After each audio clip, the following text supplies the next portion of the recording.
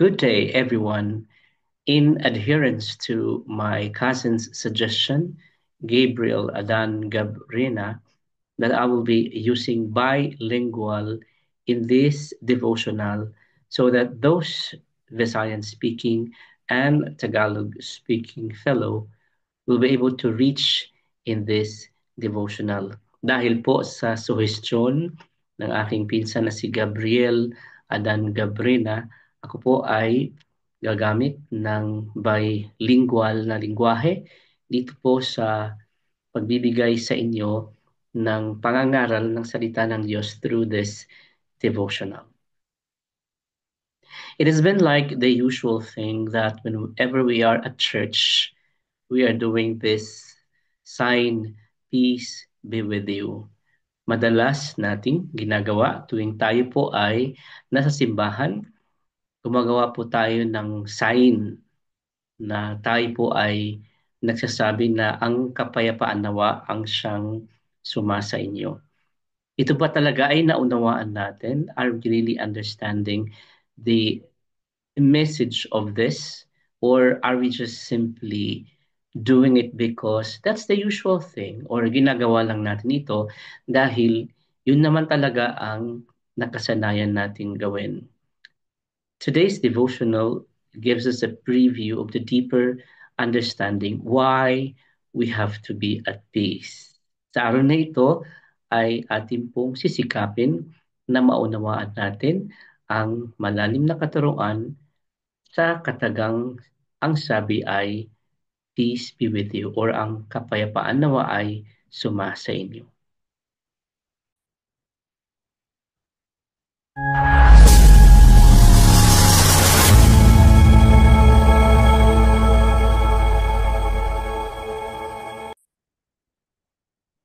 Bago po natin ituloy ang ating pag-aaral ng kanyang mga salita, nais namin kayong anyayahan tuwing araw ng Sabado dahil ang Jesus Cares Ministry Al-Ain ay may pagtitipon mula alas 10 ng umaga hanggang alauna ng hapon or alas 10:30 ng umaga hanggang alauna ng hapon. Ito po ay magaganap sa Evangelical Church of Al-Ain, Kanad Hospital, Baksit 2.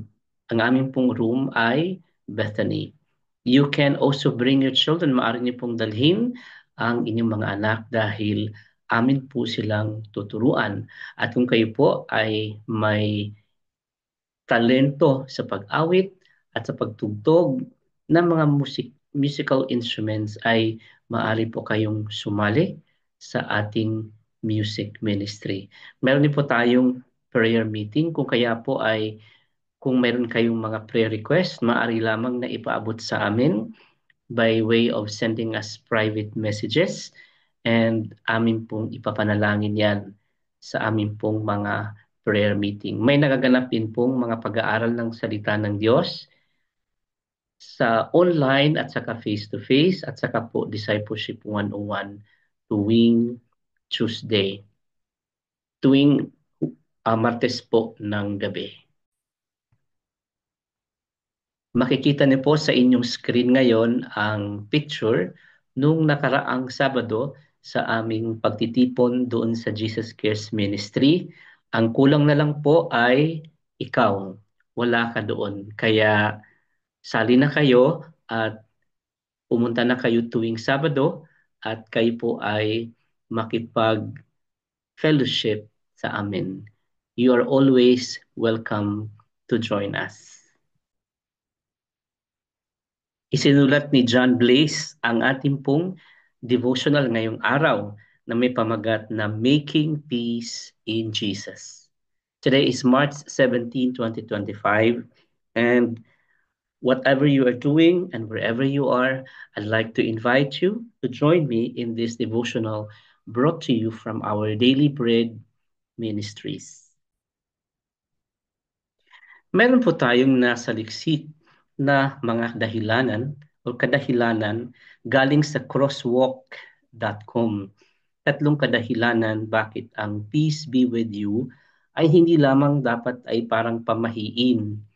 Dahil ang unang rason ay Jesus uses peace to address fear. Kung kayo po ay natatakot, pinapangaralan tayo ng ating Panginoong Hesus upang tayo'y hindi na matakot dahil siya pala ang pinanggagalingan ng ating kapayapaan. Pangalawa, Jesus pursues to give peace through challenges. Alam naman po natin na lahat tayo ay may mga pinagdadaan ng mga challenges sa buhay natin. And we understand that when challenges is happening, it is difficult. And we are so stressed kapag sinusubok tayo.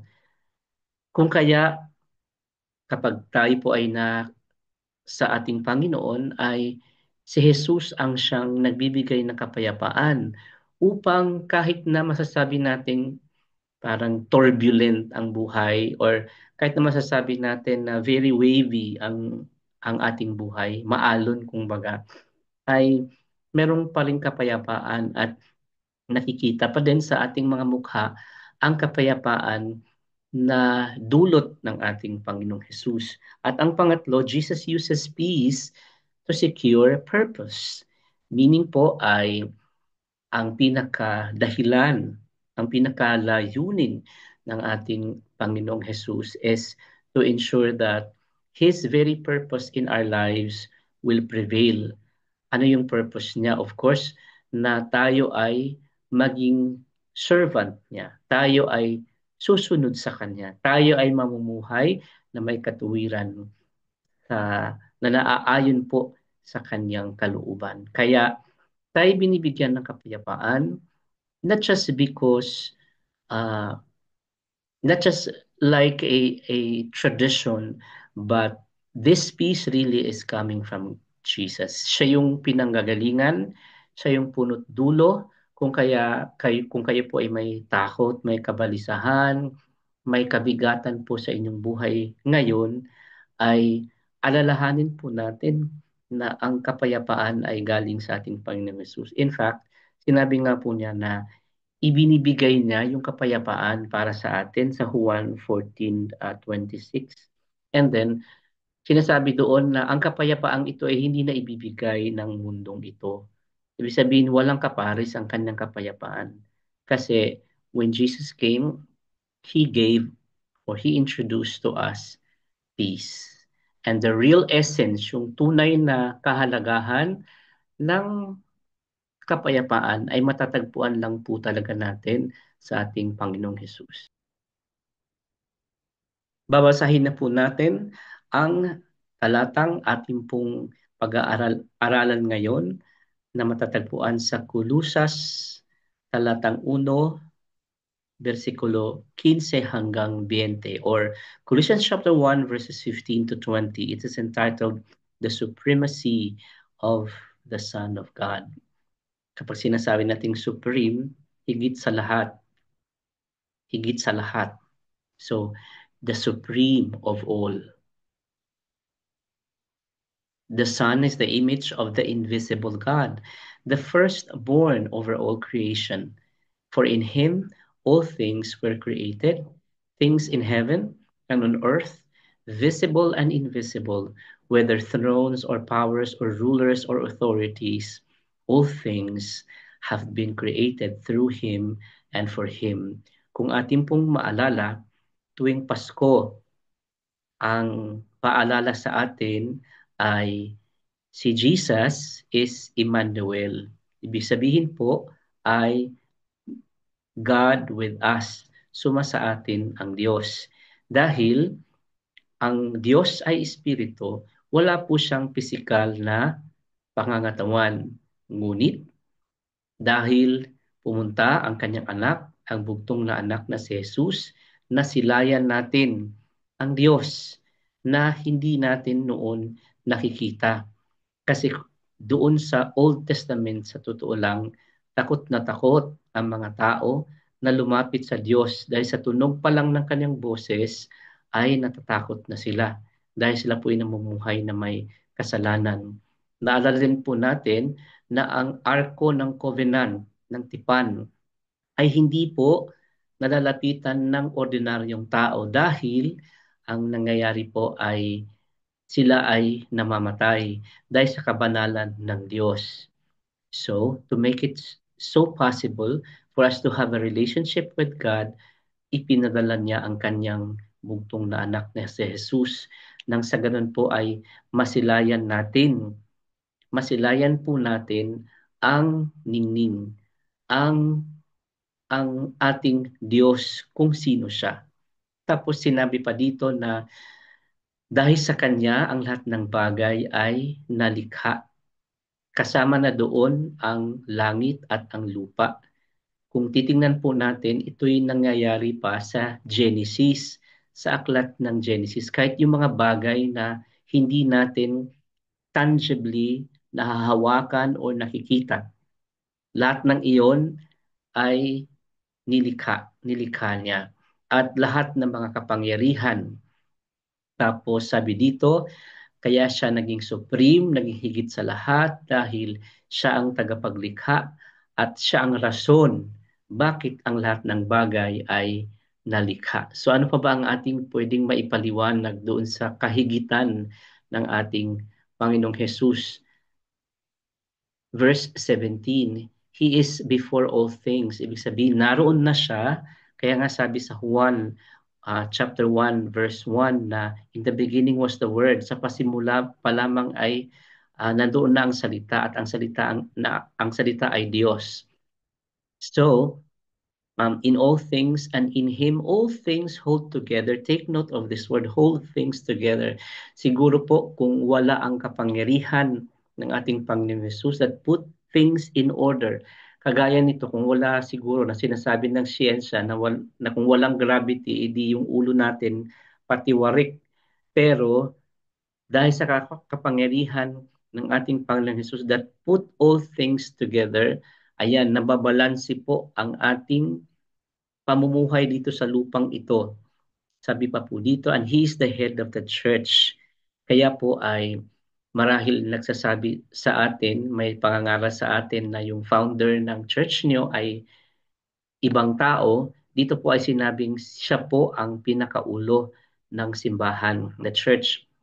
He is the beginning, pasimula, and the firstborn from among the dead because He is the only one got resurrected. Naalala po natin may sumubok nito, hindi talaga po nabuhay muli from among the dead so that in everything he might have the supremacy. For God was pleased to have all his fullness dwell in him and through him to reconcile to himself all things. So si God, ang sinabi po nitong God the Father, was pleased to have all his fullness dwell in him and through him to reconcile to himself all things, whether things on earth or things in heaven, by making peace through his blood shed on the cross. Kapag na-reconcile na po ang lahat ng bagay, may kapayapaan. Kung kaya, nabibigyan po ng saysay ang pamagat ng pag-uusapan natin ngayong araw na ito na making peace in Jesus. Dahil po sa Kanya, siya ang unang gumawa. Siya ang nagpapanumbalik ng mga ugnayan na mga bagay narito sa lupa at maging yung ugnayan na mga bagay na naroon sa kalangitan. Kaya nga naging katanggap-tanggap ang kanyang sakripisyo nang sa ganon ay ang lahat ng tayo dito sa lupa ay magkaroon ng ugnayan, tunay na ugnayan sa Diyos. That is why here in verse 19, natutuwa talaga ang Ama doon sa kanyang ginawa. Kaya iyon ay naging katanggap-tanggap. At dahil sa kanya, ang lahat ng bagay ay napapanumbalik. Parang relasyon lang, napapanumbalik. At nanunumbalik ang katiwasayan, nanunumbalik ang kaayusan ng lahat ng bagay dahil sa Kanya. So ano pa ba masasabi natin sa kahigitan ng ating Panginoong Yesus? Siguro po, kung kayo ay may iba pang maidadagdag, dito po sa ating pong ibinabahagi ngayon patungkol sa supremacy or kahigitan ng ating Panginoong Hesus ay maaari po kayong magbigay ng inyong kuro-kuro na may batayan naman po sa comment section ng ating pong Facebook or even sa ating pong YouTube channel. Atin na pong basahin ang panunulat ni John Blaze na may pamagat, Making Peace in Jesus. Ginagawa po pala ang kapayapaan. Kinakailangan pala ay intentional na nakikipag-ayos tayo sa lahat ng mga tao siguro na hindi natin kasundo. Kaya siguro ito'y challenge sa bawat isa sa atin today na siguro kung may mga nakasamaan kayo ng loob. Oh, ito'y dahil kay Gabriel sa pinsan ko po Adan Gabrina nagtatagalog na tayo no. Dahil kaya po kung mayroon tayong mga nakasamaan ng loob eh baka po kamag-anak natin or baka katrabaho natin, ayan, kailangan puntahan na po natin sila. So wag na po tayong magpapaligoy-ligoy pa at ating pong basahin na ang sulat ni John Blaze. Sabi dito po, high wire artist Philip Pité. Siya po ay isang French, became famous in 1971 when he walked a tightrope between the towers of Notre Dame Cathedral in Paris. So siya po ay tumatawid ng siyempre may tubo yun tapos doon siya tatawid.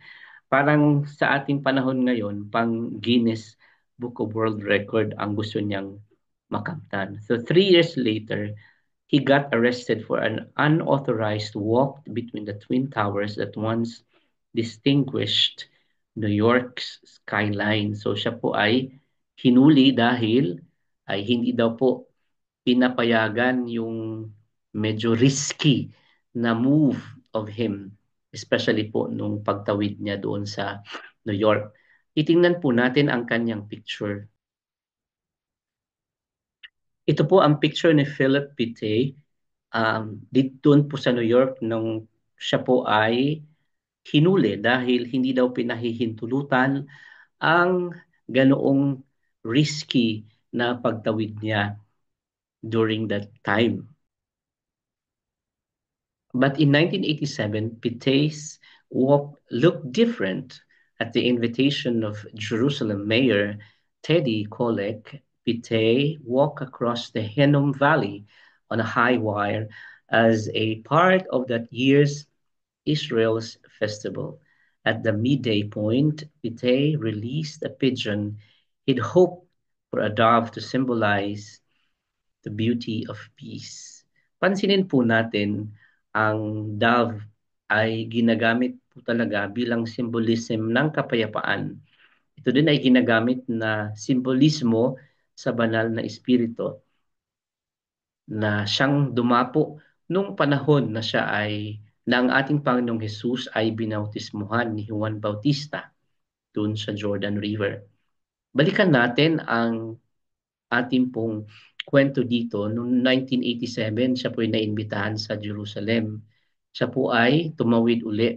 Pero hindi siya dinakip. Tumawid siya sa Hinnom Valley.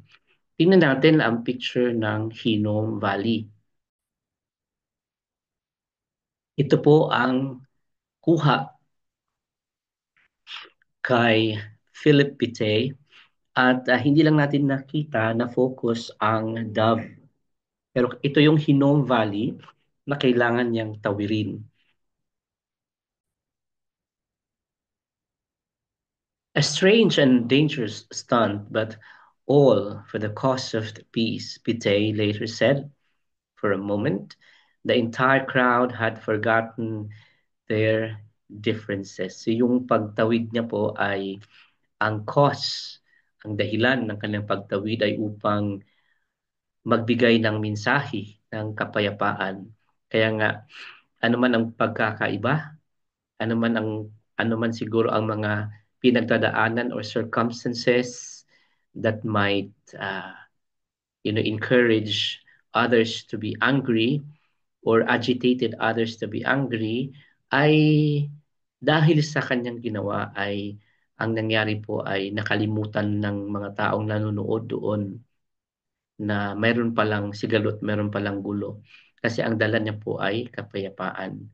So in that manner, na justify ni Philip Pite ang ating pamagat ngayon na making peace kasi nakapagpakita siya nung sa kanya pong pagtawid na ang mensahe niya po ay kapayapaan.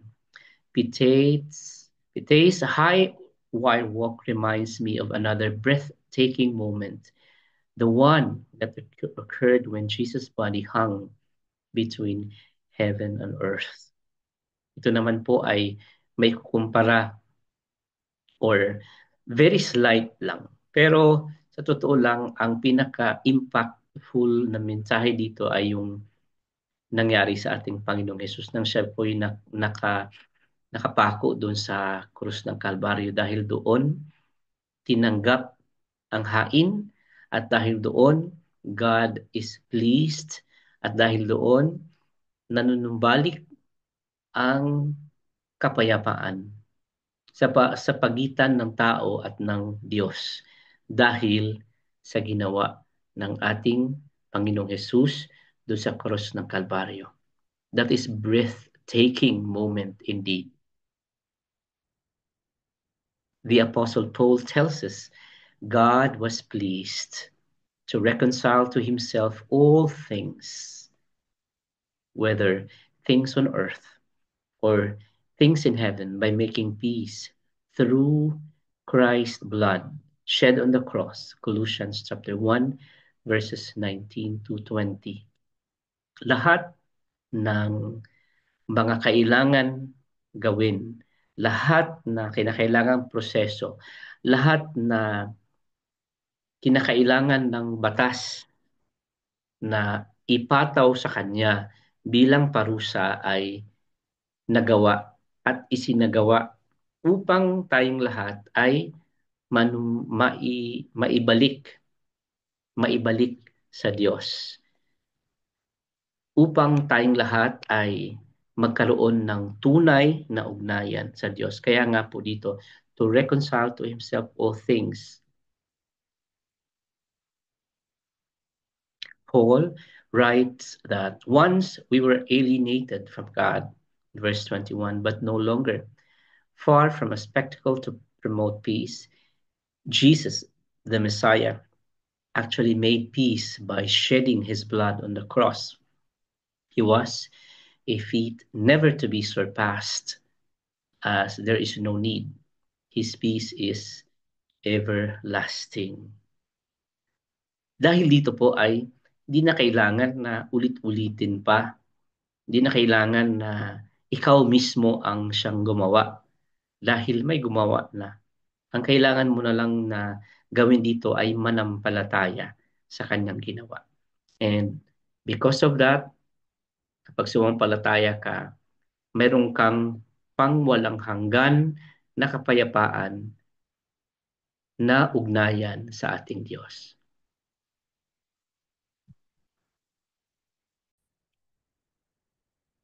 Join me in prayer to those people who still do not have that peace that surpasseth the understanding of God sa mga tao, O Lord, na wala pang tunay na kapayapaan sa kanilang buhay. I am praying, Lord God, that instead of going far, far away, instead of doing their own business, instead of letting them roam around, instead of doing their own way, aking dalangin, Lord, na silang lahat ay lumapit sa inyo. Silang lahat, Lord God, ay sumaguni sa inyo. Silang lahat ay tumawag sa inyo. Silang lahat ay manampalataya sa inyo. That is my prayer. To those who are watching us, O God, online, bless them, Lord, continuously. And may your grace will abound in them. May your grace, O God, will continue, O God, to prevail in their lives, to God, today. Akin pong dinadalangin na naway maranasan nila ang iyong grasya sa araw na ito. Yung grasya, O God, na nabibigay ng regalo ng kaligtasan. At nais namin, O Diyos, na sa pagkakataong ito ay maabot mo sila ngayon. Let them reach, O God, let them reach their destination, and that destination is towards your kingdom. And you, Lord God, being the head of the church. Thank you, Lord God. Thank you, Jesus. At ipinapanalangin din po namin ang mga mananampalataya sa buong mundo. Pagpalain niyo po sila, lalo na mga believers na nakakaranas, Lord, ng persecution sa mga sandali po ito. Dalangin po namin ang mga pinagkukunan namin ng aming pangangailangan, yung trabaho namin, yung aming Panginoong work. Tulungan niyo po kami na gisingin araw-araw at maging produktibo sa aming pong mga ginagawa. Gayun din yung mga kumpanya na aming kinabibilangan. Lord, pagpalain niyo po ang mga kumpanyang ito at ibuhos niyo po na masaganang pagpapala sa mga kumpanyang ito na hindi po maantala ang mga sahod. Patuloy po namin inaalala ang aming bansa, ang bansang Pilipinas, Lord. Pagpalain niyo po, Lord God, ang aming bansa at ang mga leaders, Lord God, ng aming bansa, Lord. Lord, yung mga regions, pulo, yung sa Luzon, Visayas, sa Mindanao, O God. Mga rehiyon, Lord God. Lord, pagpalain niyo po, Panginoon, na magkaroon ng mga negosyo doon. Yung tourism sector namin, Panginoon, pagpalain niyo po nang sa ganun magtuloy-tuloy po ang abundant flow of tourists to come to our country. And Lord, we are also praying for our government and our leaders, oh God. This is Malacanang, Lord. Lord, you bless the leadership and the cabinet members, Lord Jesus. And also, patuloy namin ipinapanalangin ang UAE at ang mga Emirates dito, Lord God, ang Abu Dhabi, Dubai, Ajman, Lord, ang Sharjah, Ras Al Khaimah, Fujairah at saka Al Quwain. Ngayon din ang mga leaders ng Jesus Cares Ministry sa Abu Dhabi, Ajman, Albay in the Philippines, and God's Grace Ministry in Fujairah, Lord. Pagpalain niyo po ang mga leaders namin ito. Salamat po, Diyos. Ito ang aming panalangin sa pangalan ni Jesus. Amen. You have the entire day today to reflect. Meron kayong buong oras sa araw na ito upang kayo po ay magmuni-muni. What does the word peace mean to you? Ano ang ibig sabihin ng kapayapaan para sa iyo? How would you say you're experiencing the peace of God? Paano mo po masasabi na nararanasan mo ang kapayapaan na nagmumula sa ating Panginoong Jesus? So the next time that you are going to be at church and then you are doing the sign, peace be with you. Sa susunod po na kayo po ay dalalo ng gawain at kayo po ay sinasabihan na ang kapayapaan ay suma sa inyo. Malalim po pala ang ibig sabihin nito. Kaya pahalagahan po natin ang ating mga sarili at ang kapayapaang ibinigay sa atin ng Panginoong Hesus. Ingatan natin yung ating puso. Ingatan din po natin ang ating buhay na sa lahat ng ating gagawin, we have to live and make peace in Jesus. Thank you and God bless you. See you again tomorrow for another devotional.